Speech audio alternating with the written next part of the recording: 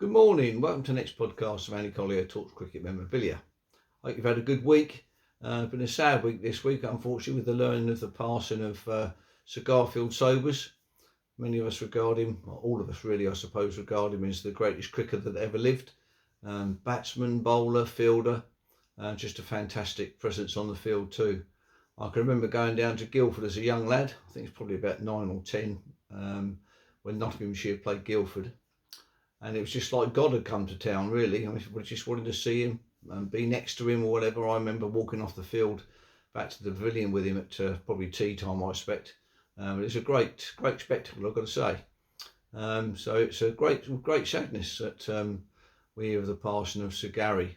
Now, I've met him a few times over the years with going to Barbados and what have you, and having dinners in London, getting a few signatures and what have you. So it's been a bit of a task getting some of bits and pieces of his collection, but I've got a few bits, so just going to those a bit now.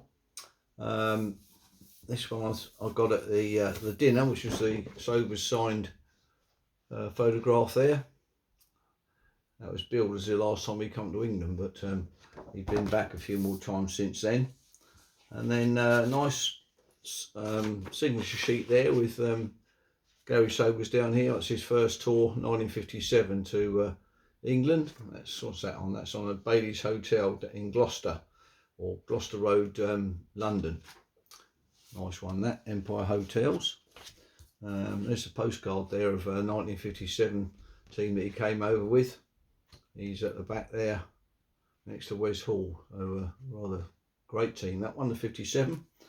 And then I probably told you before, but I had an exhibition in Guildford of cricket memorabilia many years ago, probably 15 years ago, and I've got Gary to sign one of my flyers, which is nice. That's a nice little memento there of Gary. And then got 3 stamps here. There's the one there when he got knighted by the Queen, 1975 in Barbados. That's quite a nice stamp, that one. Another one here when Brian Lara broke his record. This one, what's this one called? It's Guyana stamp. Somers congratulates Lara on the stamp there. Commemorative. And there's another one here. This is for the, what is this for? The 100th Test match at Lord's. Another one there with Sir Garry on there.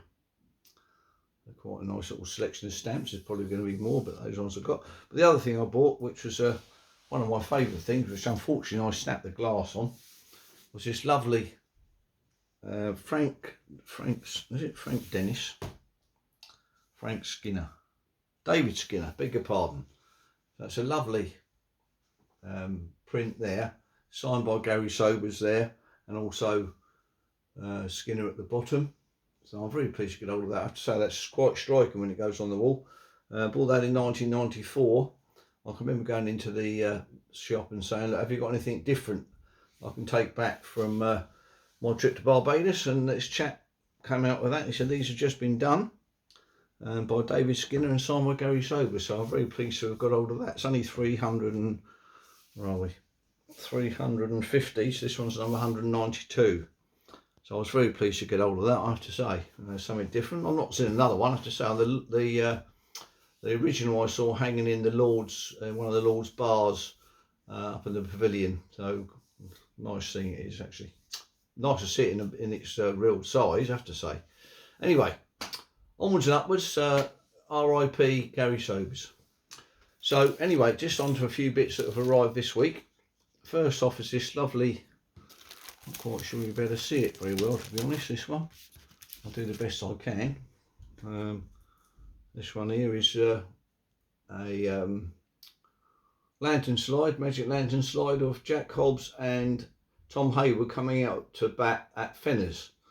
And looking through all the records, fortunately for me, they only batted there once, which was 1911, so we can identify that date as 1911. So we're very pleased to get hold of that, and thanks Andy for putting me on.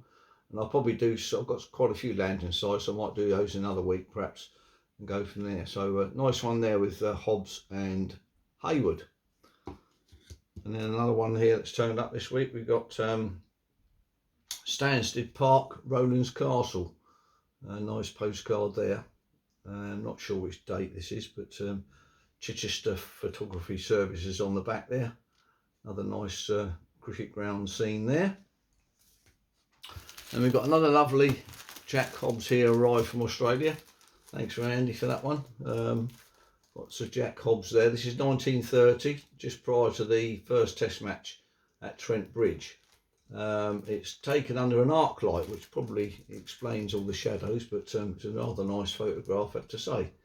So 1930 there, Jack's final test series against Australia, which Australia won, unfortunately. England win this. Trent Bridge was England won by 93 runs. It's got there on the back there. It's got another press photograph.